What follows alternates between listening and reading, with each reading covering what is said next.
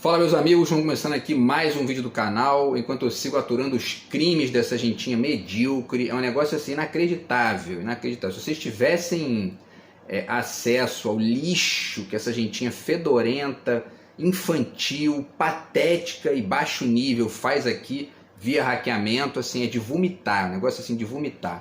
É uma gentalha, eles fugiram de algum jardim de infância, assim, sacou?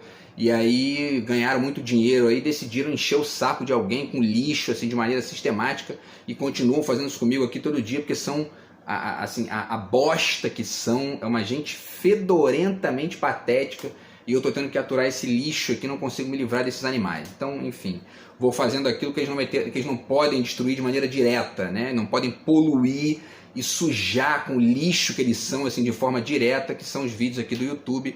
E, enfim, vou continuando até o dia que essa gentalha destruir, porque a única coisa que eles sabem fazer é isso, destruir a minha vida aqui, as minhas coisas, porque estão se vingando, porque não gostam de mim e não conseguem me esquecer. O negócio assim incurável na cabeça de bosta deles lá. Mas, enfim, eu vou torcendo aqui para alguma coisa acontecer para me livrar desse lixo de gente e eu conseguir retomar minha vida que eles destruíram aqui, porque, enfim, né, é a única coisa que me resta, tá? Enfim, pessoal, no vídeo de hoje a gente vai falar sobre a questão da polarização, tá? Que é um tema muito discutido aí no Brasil recente. Essa coisa da polarização entre o Lula e o Bolsonaro, né? Entre os petistas e os bolsonaristas. Quer dizer, muita gente diz que não, que a polarização é ruim. Inclusive, vou citar para vocês aqui uma dessas pessoas, uma dessas referências aqui, que é o Tomás Traumann, tá? Que foi ministro da Dilma. Ele deu uma entrevista para a BBC há umas 2 semanas aí e criticou o que ele chama, né, de uma certa manutenção da polarização no governo Lula, que ele acha que é ruim. Mas é ruim mesmo? E esse é o problema? Ou existem aspectos aí da política que são inevitáveis nesse sentido? Vamos tentar falar um pouquinho sobre isso hoje aqui. Tá? E pegar uns trechos da entrevista do Traumann, que não é o único, né? Tem muita gente aí que critica, diz que não deveria haver polarização na política. A própria Folha de São Paulo fez uma manchete destacando essa questão, tem uns 2 dias aí também, tá? A gente vai falar um pouquinho sobre isso aqui e, enfim, chamar atenção para alguns detalhes que não estão muito evidentes aí no debate público sobre esse assunto, tá? Antes eu deixo para vocês mais uma vez aqui, tá, a dica do meu novo livro de poemas, do outro lado de cá, meu 3º livro de poemas, meu 5º pela Multifoco e o meu 9º livro no total.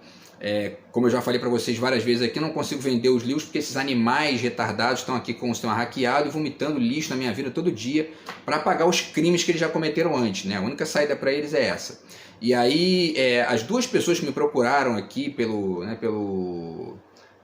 WhatsApp, tinha ali sabotagem desses animais, tinha bosta patética que eles seguem fazendo aqui, e eu não consigo vender os livros por culpa desses criminosos. Já é mais um prejuízo que eles estão me causando aqui, para além de todo o caminhão de prejuízo que eles têm me causado na minha vida aqui nos últimos, né, bota aí muito tempo, 8, 10 anos aí, tá? Então, enfim, de qualquer maneira eu vou continuar tentando aqui, porque eu sou diferente desse lixo de gente, né? Tô aqui, ó, tô tentando civilizadamente seguir a minha vida e não consigo, porque eu tô lidando com criminosos de baixíssimo nível e, assim, ralé, né? Uma ralé, essa gente é ralé. Assim, a maneira deles de entender a questão aqui, de agir, usando, inclusive pessoas que eu conheço aqui, demonstra nitidamente o quanto eles são, assim, lixo, a escória da humanidade, assim, né? Mas, enfim, vou continuar tentando, como eu falei, me livrar dessa gentalha para poder seguir a minha vida aqui, tá? Então, enfim, segue aí a dica do meu novo livro de poemas. Quem quiser entrar em contato e conseguir furar o bloqueio medíocre dessa gente covarde, a gente conversa a respeito aqui, tá? Vamos lá, pessoal, aí ó, pronto. Mais 4 minutos de perda de tempo aqui por culpa desses bandidos. É todo dia perda de tempo, prejuízo, sabotagem, nojeira, podridão, baixo nível. Assim, tô aturando o lixo da humanidade, me perturbando aqui todo dia, né? Vamos lá, então é isso, né? Lula versus Bolsonaro. É possível fazer política sem polarização? Vamos tentar pensar isso aí, tá? No vídeo de hoje agora. A BBC, então, a entrevista, né, que ela fez lá com o Tomás Traumann, o título é o seguinte: governo Lula insiste na polarização, diz pesquisador que foi ministro de Dilma. Vou deixar o link para vocês, tá? O Thomas Trauman, que foi ministro da Secretaria de Comunicação Social no governo Dilma Rousseff, diz à BBC News Brasil que indicação de Flávio Dino ao STF reforça a bancada antibolsonarista na corte.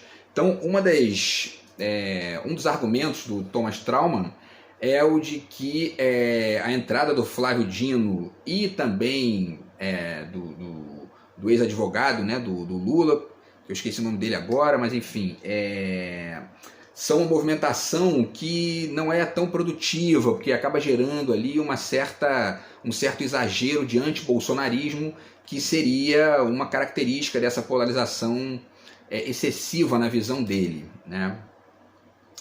E aí ele diz o seguinte, ó, o Lula está com uma maioria gigantesca, né, que nunca houve no STF, tá? E a matéria, e ele diz o seguinte, né, isso aqui eu estou citando ele mesmo, porque a matéria na verdade é uma entrevista ali, tem um texto inicial e depois tem as perguntas e as respostas, né? Então eu vou ler um pouquinho do que ele está dizendo aqui, tá?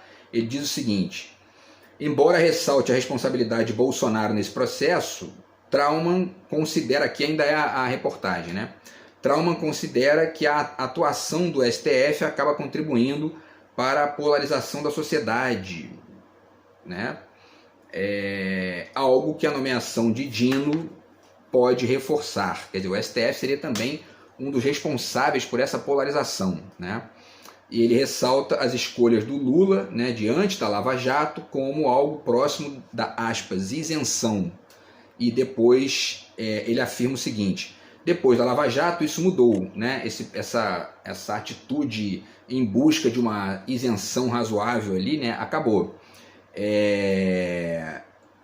E aí ele diz, né, o Lula sempre repetiu, desde que ele saiu da cadeia, que tanto o Supremo como a PGR, que é a Procuradoria-Geral da República, né, trabalharam ativamente para promover o impeachment da Dilma, né, e depois persegui-lo e prendê-lo.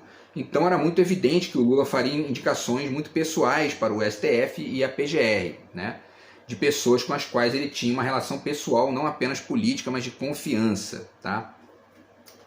E isso aqui é óbvio, quando a gente olha para a situação aí sem a ingenuidade dos bolsominions e sem a pilantragem, né, de uma parcela da gentalha que sabe que foi golpe, que sabe que foi armação, que sabe que foi, né, toda essa covardia contra o Lula e a Dilma aí, mas não falam nada porque preferem pagar de isentos ali, né? Então quando a gente olha para a situação sem esse viés, a gente entende nitidamente que ele está correto. Na verdade, Agora, existe um detalhe aí também que é importante de ponderar, né? Isso que se chama de isenção, e que eu mesmo já chamei de isenção, ou de uma postura, enfim, mais razoável, né, do PT, do Lula e da Dilma, o que é? Que postura é essa, né? A de ter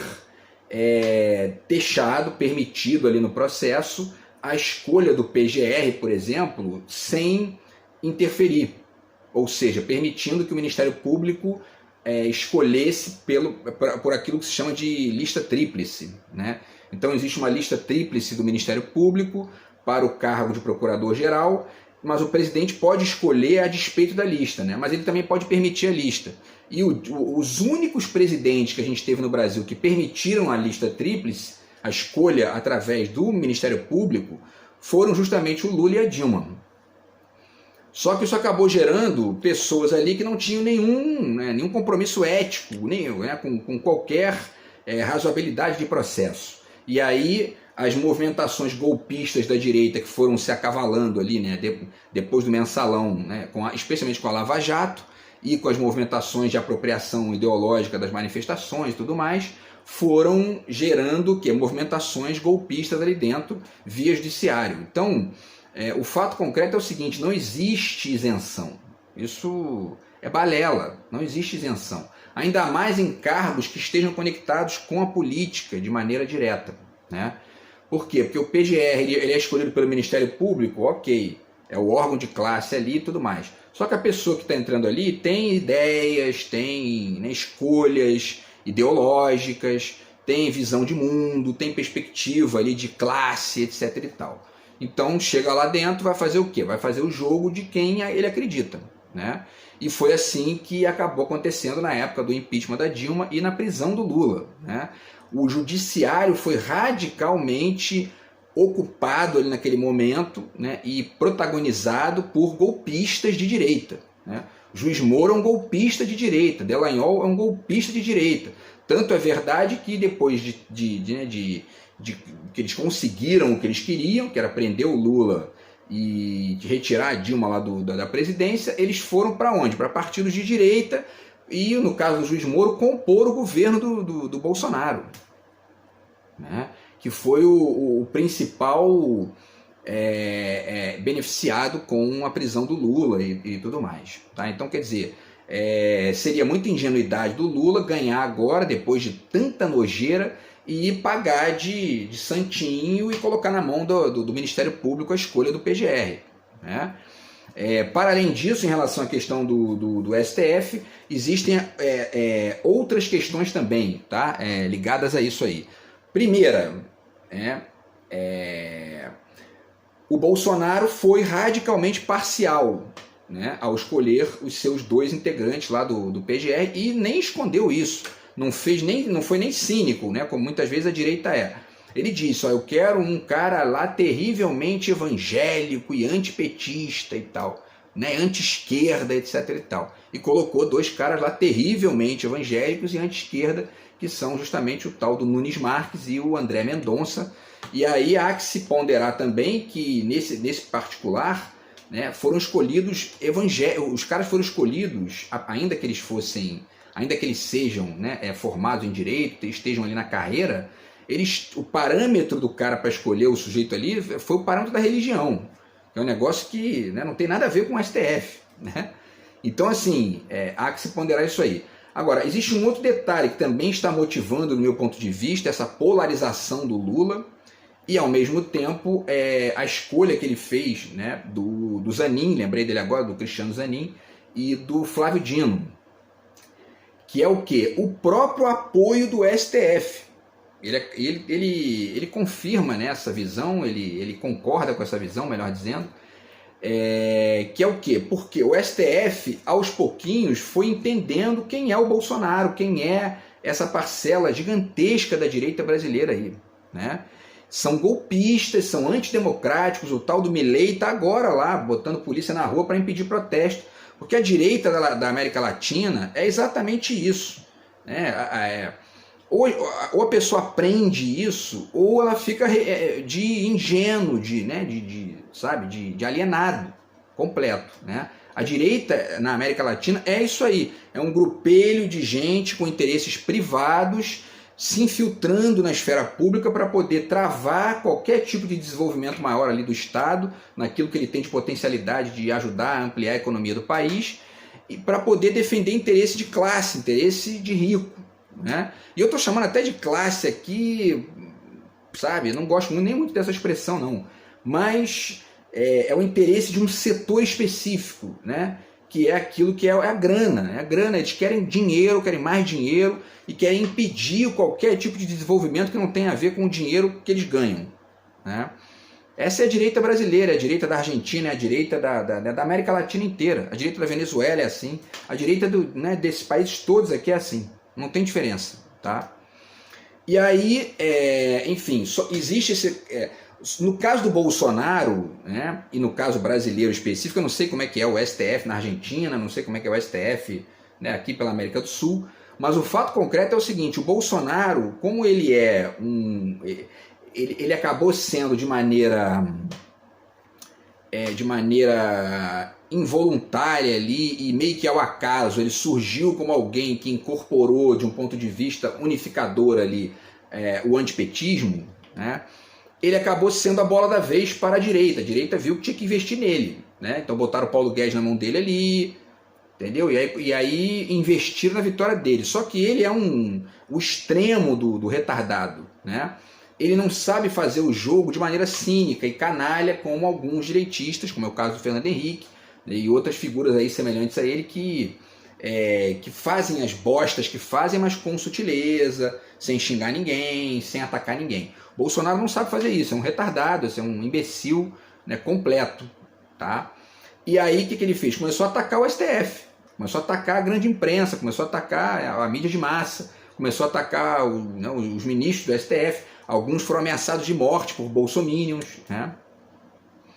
E aí o Bolsonaro acabou gerando uma lógica que é o seguinte: o STF passou a ser anti-bolsonarista, né? Mas por quê?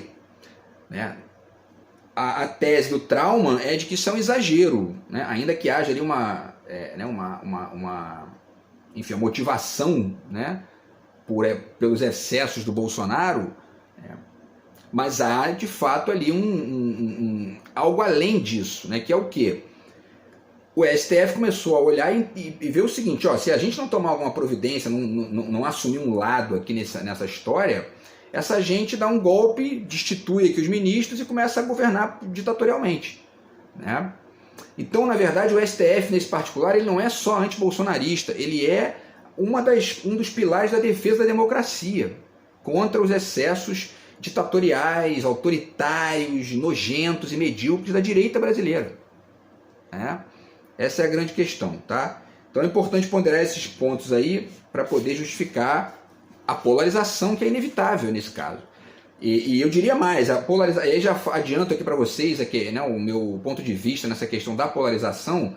A polarização, ela é algo inerente ao jogo político ligado ao Estado, né? A gente pode pensar que na política do cotidiano a gente não pode funcionar assim, né? No pão, queijo, porque senão vira isso aí, que essa gentalha está fazendo comigo aqui: violência todo dia, crime todo dia, né? Polarização violenta no cotidiano, não dá, né? Agora, a polarização radical na disputa do Estado, ela é fundamental, porque não existe como ser diferente. São dois projetos brigando, né, por hegemonia ali no Estado. Então é isso aí, a polarização existe. E aí, quando ela é encampada por um grupo autoritário, pró-ditadura, pró-tortura, pró-violência, pró-arma e contra as instituições, né, contra a existência das instituições razoáveis ali, como é o caso do STF, há que ser, né, polar contra essa gentalha, né, de maneira veemente, né, porque senão entra naquela discussão que a gente tem, né, várias vezes sobre a questão da tolerância, né? Quer dizer, ser tolerante demais com o intolerante, ele acaba destruindo os mecanismos de tolerância, né? E aí, repito, no caso do Estado, o bolsonarismo é isso. Bolsonaro é um ditador em potencial, um projetinho de ditador, né? Costumam chamar ele de fascista. Ele não chega nem a isso, né? Porque é um bosta, que é um baba-ovo do Trump, dos Estados Unidos, dos conservadores, né, estadunidenses, e ao mesmo tempo do mercado financeiro, né? É um marionetezinho do mercado financeiro, né? Então não dá nem para dizer que ele é fascista, mas ele é um protofascistazinho de bosta e é um projetinho de ditador. Então tem que, né, combater esse sujeito assim, né? Por quê? Porque se for tolerante demais com bosta desse, ele acaba destruindo os mecanismos de tolerância. É exatamente esse animal que está me enchendo o saco aqui, está vomitando lixo na minha vida há 10 anos.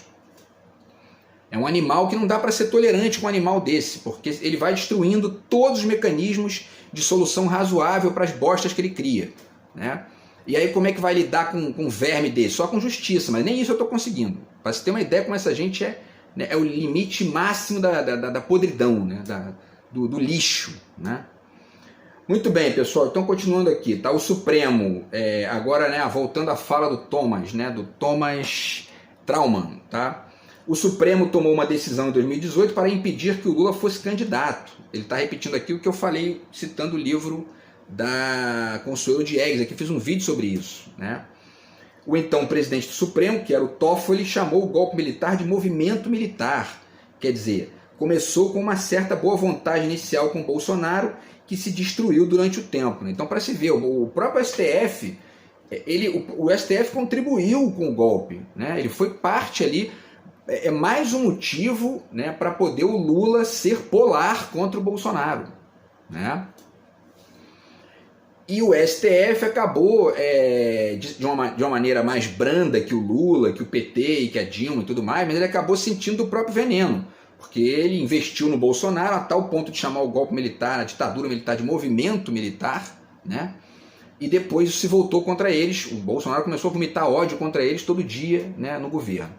Então, quer dizer, Isso, de certa forma, também contribui para que o Lula tenha um certo apoio, né, ideológico e um apoio até mesmo programático ali contra o bolsonarismo, porque o STF foi uma ponta de lança do golpe. Eles não deram o habeas corpus do Lula lá, que era um direito que o Lula tinha, né? Então, enfim. E aí, para finalizar, o Thomas Trauman diz o seguinte também: é inegável que a polarização brasileira contaminou todo o sistema, contaminou o Senado, a Câmara, o Supremo, as televisões. Isso se deve muito ao radicalismo do bolsonarismo durante a campanha contra o Supremo e depois da eleição contra o resultado da eleição, e no fundo acabou por incentivar o 8 de janeiro. Essa gente, né, gerou aí uma destruição lá no Congresso, uma destruição conservadora, né, neoliberal, quer dizer, né, um retrocesso, evidentemente. Tá? Esses atos esticaram a corda de tal forma, aqui entra o ponto-chave da fala dele que eu quero dialetizar aqui com vocês. Tá? Esses atos esticaram a corda de tal forma que você não consegue hoje não ter uma posição. Todo mundo acaba tendo uma posição. E aí o Thomas Trauman, né, ele está dizendo aqui, ele finaliza dizendo o seguinte: isso no fundo é ruim, mas é um fato. Tá?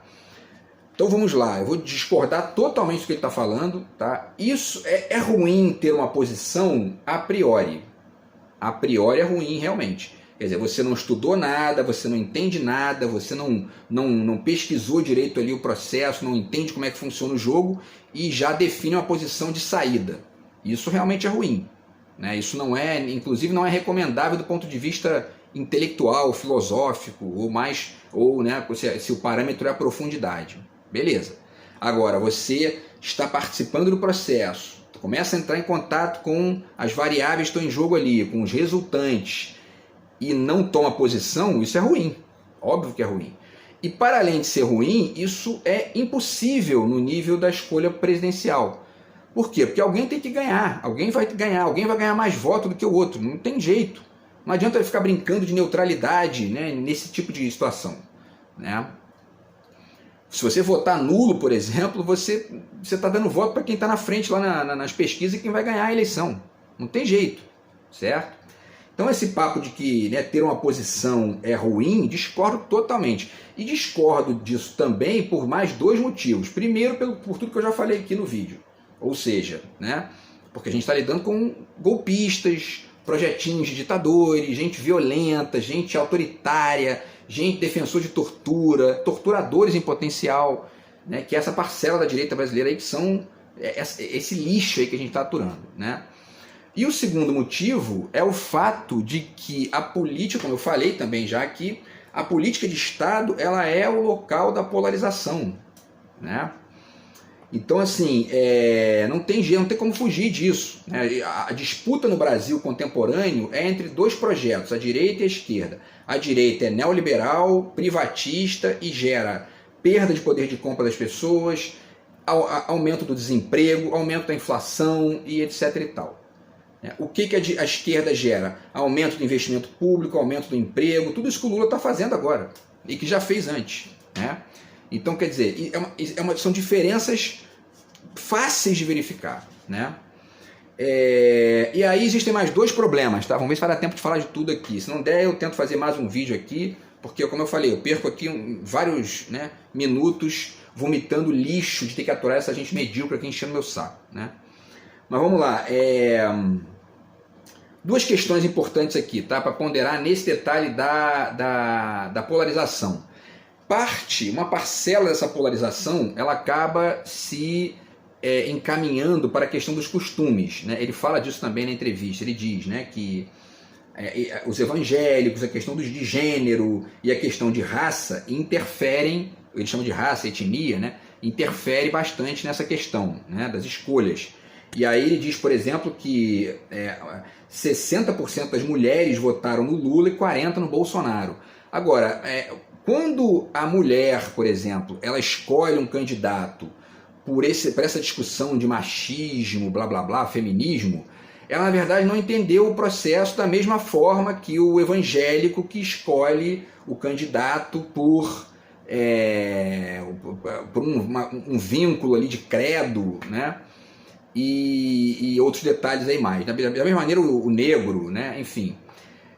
Por que eu estou dizendo isso? Peguem, por exemplo, na questão da Dilma. Quando a Dilma sofreu o impeachment, muitas mulheres, né, e defensores, né, e tem até esses perversinhos que não têm a menor vocação para defender mulher e querem defender, vem dizer que não, que o impeachment da Dilma foi um ato misógino, essa palavrinha que está na moda aí, né? Essa gente é completamente sem noção, porque se a Dilma fosse de direita, se ela fosse neoliberal, ela não sofreria impeachment. Ela não sofreu impeachment porque ela é mulher, ela sofreu porque ela era petista, porque ela era de esquerda, né? Essa é a questão. E aí, quer dizer, né? Que mais aqui que eu anotei? Deixa eu ver. E aí o Lula ganha a eleição e dá equipara, né, o salário das mulheres e dos homens ali através de uma lei, de um projeto de lei lá, né? E aí ainda existem mulheres que apoiam Bolsonaro por uma questão de identificação com a figura masculina, ali identificação no oposto, né, que eu quero dizer. Porque elas entendem ele ali como uma figura masculina nos costumes, né? E aí continua apoiando um cara que já defendeu abertamente aí que é contra, né, a mulher receber mais do que o homem, ou receber a mesma coisa que o homem. Então, quer dizer, essa mulher que apoia o Bolsonaro, ela tem uma perda efetiva de dinheiro ali, né? E essa perda de dinheiro não é só no salário, é também no poder de compra. Vamos ver aqui, para a gente poder finalizar o vídeo. Fui pesquisar aqui a questão dos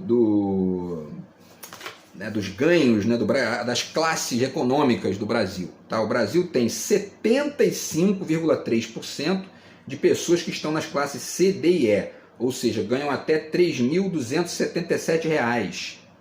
É uma galera, 75,3%. É uma galera que sofre diretamente as consequências de um governo de direita, que aumenta, né? O óleo de soja triplicou de preço com a duplinha Bozo-Paulo Guedes. O óleo de soja a R$ 12, para essa gentalha com muito dinheiro aí que apoia o Bolsonaro, eles estão nem aí para isso, porque eles têm muito dinheiro, então isso não mexe com a vida direta deles, né? Com a vida imediata deles. Mas essa galera aqui que ganha até R$ 3.277 de renda familiar, né, isso aqui interfere diretamente na comida da pessoa. Então, se a pessoa fica ali achando que porque o Bolsonaro é cristão, vou votar nele, não no Lula que é ateu, que é comunista, essa pessoa é um alienado completo, porque ela vai ter prejuízo quando o resultado da eleição sair. Essa é a questão. Vai ter um prejuízo de comer, não é uma questão, né, não é um prazer cotidiano ali que ela perde a comida muitas vezes, né? Então, muita gente voltou para ir para fome, né? Na direita, 30 milhões de pessoas passando fome, né?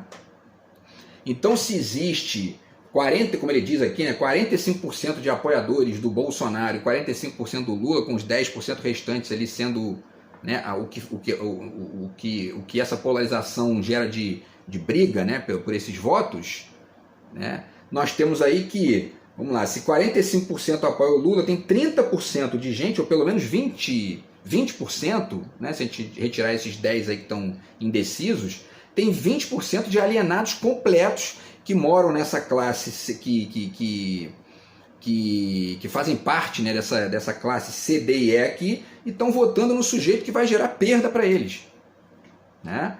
E aí tem a classe B2, que seria a classe média baixa, ou a classe média, né, que ganha até R$ 5.755, não é a classe média, né? Classe média, que também, de certa forma, tem prejuízo com essa gente, né, porque o preço da gasolina dobrou, enfim, né, essa galera que já tem carro e tudo mais também teve prejuízo, né? E a classe B1, que é a classe média alta, né, que ganha até R$ 10.361, e os ricos que ganham mais que isso e tem uma média de renda de R$ 21.827. A classe B1, que é a classe média alta, e a classe A, que é dos ricos, juntos dão 8%. Esses 8% votarem no Bolsonaro, no Paulo Guedes, no Fernando Henrique, a gente compreende, né? Agora, votar o restante todo tem prejuízo com isso. Então essa polarização é importante, né, porque ela representa o jogo de mostrar essas diferenças políticas de projeto que acabam gerando prejuízo para a maioria quando a direita ganha, tá? E aí eu vou deixar para fazer mais umas reflexões com vocês sobre essa questão aqui da polarização no próximo vídeo, tá? Porque agora tô tendo que dividir tudo aqui por culpa desses animais que não param de me encher o saco aqui, beleza? Então é isso, pessoal, a gente se fala no vídeo de amanhã aí para continuar esse assunto, para completar essa reflexão sobre a polarização aqui na política brasileira, tá bom? Grande abraço aí, tamo junto, fui.